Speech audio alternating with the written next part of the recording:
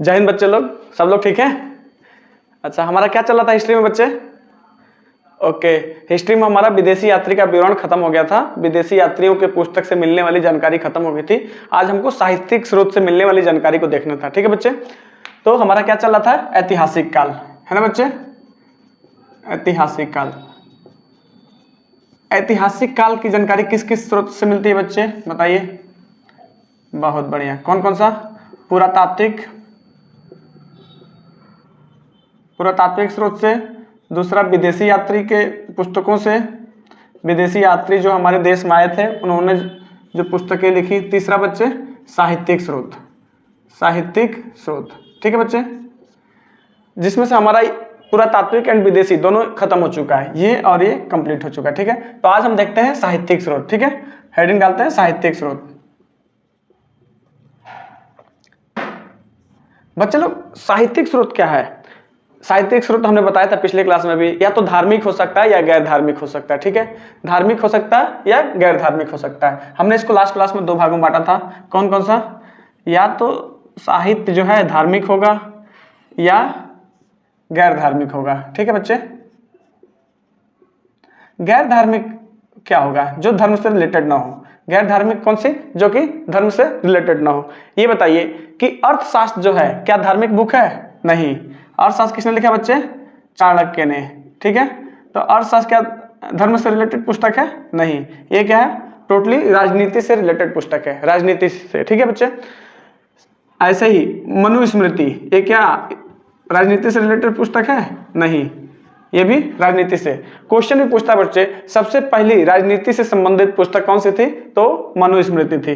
कौन सी थी? मनुस्मृति। ठीक है, तो जो पुस्तक धर्म से रिलेटेड ना हो, जो पुस्तकें धर्म से रिलेटेड ना हो, उसको क्या बोलते हैं? गैर धार्मिक पुस्तकें। ठीक है, अर्थशास्त्र क्या है? धर्म से रिलेटेड नहीं है। मनुस्मृति क्या है? धर्म से रिलेटेड नहीं है।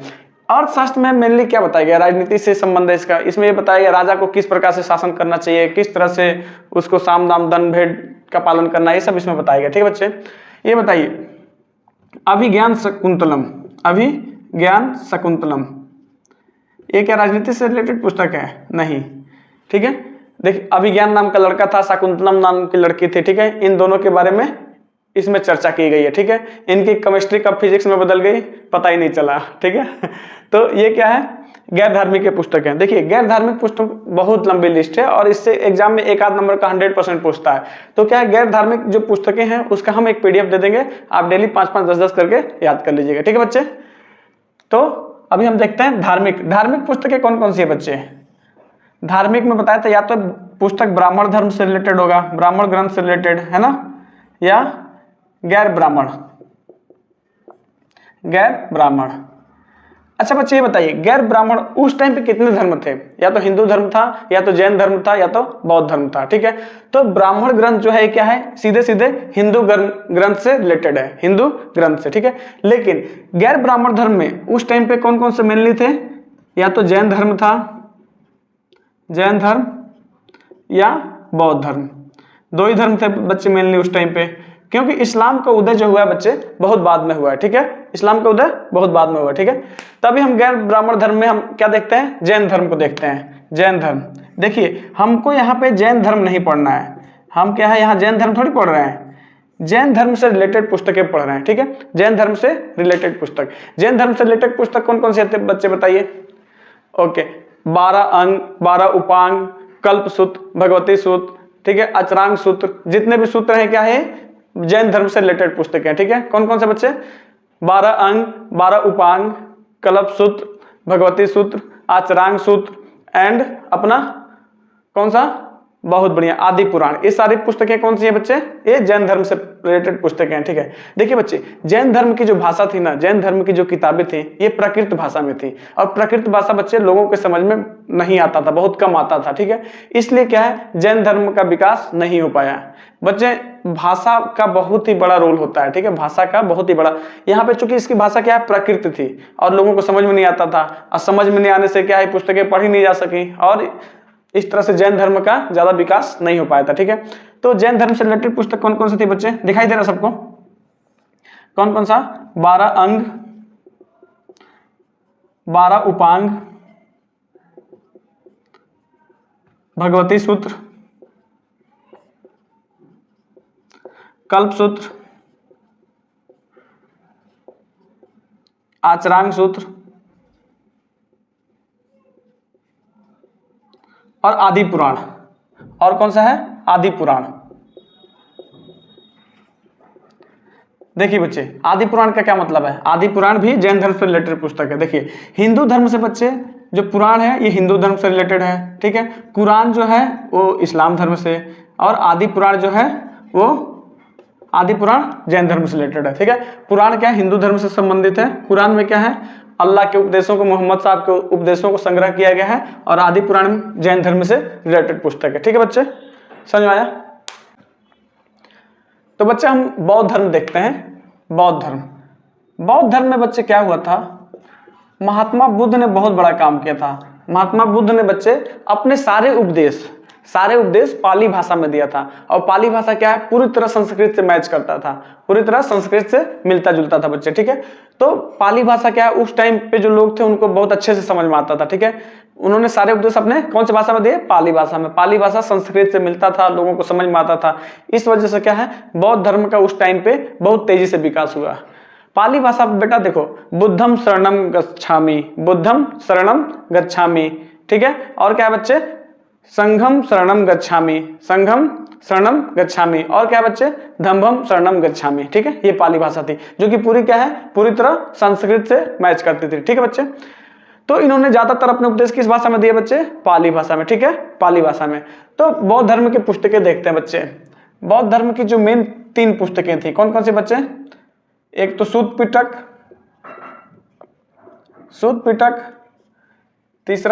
दूसरा विनय पिटक, और तीसरा बच्चे सूत पिटक, विनय पिटक, तीसरा अभिधम पिटक, अभिधम पिटक। कितने पिटक हो गए बच्चे? ये 3 पिटक। टोटल कितनी पिटक? 3 पिटक। इन 3 पिटकों को क्या बोला गया? त्रिपिटक, त्रिपिटक, ठीक है। बौद्ध धर्म की सबसे इंपॉर्टेंट 3 पुस्तकें थी, कौन कौन सी? सूत पिटक, विनय पिटक एंड अभिधम पिटक। इन तीनों पिटकों को क्या बोला गया? त्रिपिटक, त्रिपिटक। इन तीनों पिटकों में भी सबसे इंपॉर्टेंट कौन सा बुक था? ये सूत पिटक, सूत पिटक। सूत पिटक को बच्चे बौद्ध धर्म का इंसाइक्लोपीडिया कहा जाता है, इंसाइक्लोपीडिया, ठीक है बच्चे। बौद्ध धर्म को क्या बोला जाता है? सूत पिटक को बौद्ध धर्म का इंसाइक्लोपीडिया कहा जाता है, ठीक है बच्चे। इंसाइक्लोपीडिया एक ऐसी बुक होती है बच्चे जिसमें हर जानकारी मिल जाती है, ठीक है। हर छोटी से छोटी, बड़ी से बड़ी जानकारी मिल जाती है, ठीक है बच्चे। इंसाइक्लोपीडिया में सारी जानकारी मिल जाती है, ठीक है बच्चे। और विनय पिटक, विनय पिटक में बच्चे बौद्ध धर्म में कैसे इंटर करना है, बौद्ध धर्म में कैसे प्रवेश करना है, उसके बारे में चर्चा है। विनय पिटक में किसी चर्चा कि बौद्ध धर्म के अंदर कैसे प्रवेश करना है, आपको कैसे बौद्ध धर्म अपनाना है, उसके बारे में जानकारी दी है। इसको याद करने का तरीका विनय पिटक, मतलब आप कहीं भी इंटर करेंगे तो कैसे करते हैं? ऐसे विनम्रता के साथ, या मैं आई कम इन सर, पहले परमिशन लेते हैं, विनती करते हैं कि क्या मैं अंदर आ सकता हूं, ठीक है। तो बी से विनय, बी से विनम्रता, मतलब विनय पिटक में क्या है? कैसे आपको बौद्ध धर्म के अंदर इंटर करना, ठीक है। और अभिधम पिटक में बच्चे क्या है? अभिधम पिटक के अंदर क्या है? महात्मा बुद्ध द्वारा दिए गए उपदेशों को, दिए गए दर्शन को इसमें शामिल किया गया है, ठीक है। दर्शन क्या होता है बच्चे? देखिए, जब किसी व्यक्ति के पर्सनल थॉट, जब किसी व्यक्ति के खुद के विचार इतने अधिक प्रभावशाली हो जाए कि उसको लोग फॉलो करने लगे, उसको लोग फॉलो करने लगे, उसको क्या बोलते हैं हम? दर्शन या फिलॉसफी, दर्शन या फिलॉसफी। तो महात्मा बुद्ध के दर्शन या फिलॉसफी को किसमें शामिल किया गया है? अभिधम पिटक में, ठीक है बच्चे। और जो उपदेश देने वाला होता है उसको क्या बोलते हैं? फिलॉसफर बोलते हैं, ठीक है बच्चे, फिलॉसफर। तो बौद्ध धर्म की 3 पुस्तकें जो सबसे इंपॉर्टेंट थी, सूत पिटक, विनय पिटक एंड अभिधम पिटक। इन तीनों को क्या बोला जाता है? त्रिपिटक। बच्चे एक क्वेश्चन भी था कि वो कौन सा विदेशी यात्री था जो बौद्ध धर्म के त्रिपिटक ग्रंथ की 400 कॉपियां फोटो कॉपी करा के अपने साथ लेके गया था? बताइए। 1-2 क्लास पहले की बात है, पढ़ाया था, बताइए। बहुत बढ़िया, इत सिंह। इत सिंह जो था बच्चे वो चीन का यात्री था, चीन से आया हुआ था, ठीक है बच्चे। और इसमें कौन कौन सी पुस्तकें हैं बच्चे? बताइए। ललित विस्तार, ललित विस्तार। ललित विस्तार में बच्चे महात्मा बुद्ध के पूर्ण जीवनी, मतलब पूरे जीवन के बारे में अच्छे से लिखा गया, ठीक है। ललित विस्तार में बच्चे महात्मा बुद्ध के पूरे जीवनी की चर्चा है, बिल्कुल विस्तार से, ठीक है बच्चे। और बच्चे बताइए, और बौद्ध धर्म से रिलेटेड कौन सी पुस्तक? आगंतुक निकाय, आगंतुर, सही लिखा है जी, आगंतुर निकाय।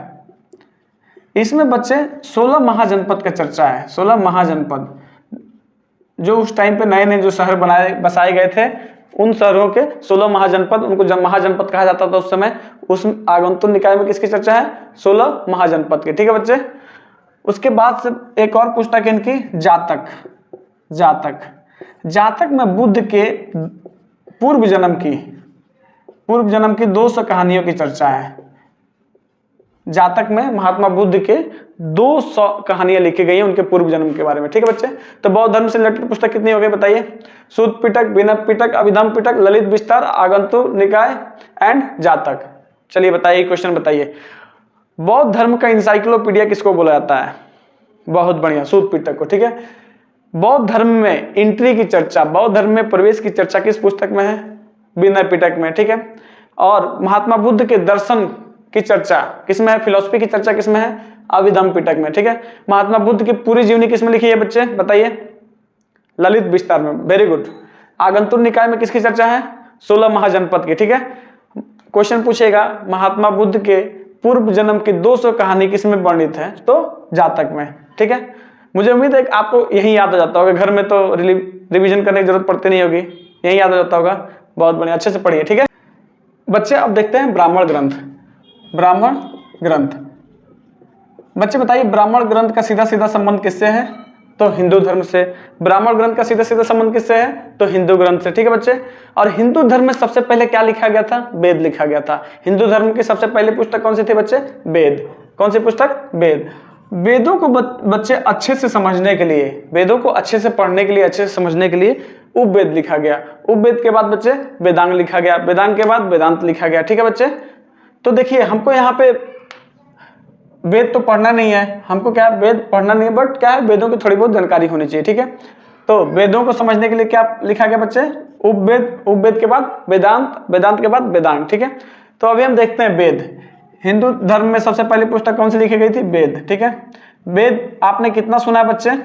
आपने वेद सुना होगा 4। कौन कौन सा बच्चे?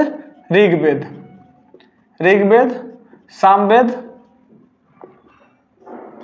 एंड यजुर्वेद। ऋग्वेद, सामवेद एंड यजुर्वेद। ठीक है। जो चौथा वेद जो बच्चे लिखा गया, वो ये 3 वेद, सबसे पहले 3 वेद लिखे गए थे। कौन कौन से? ऋग्वेद, सामवेद एंड यजुर्वेद। जो चौथा वेद लिखा गया बच्चे, उसको लिखने में कम से कम 400-500 साल लग गए।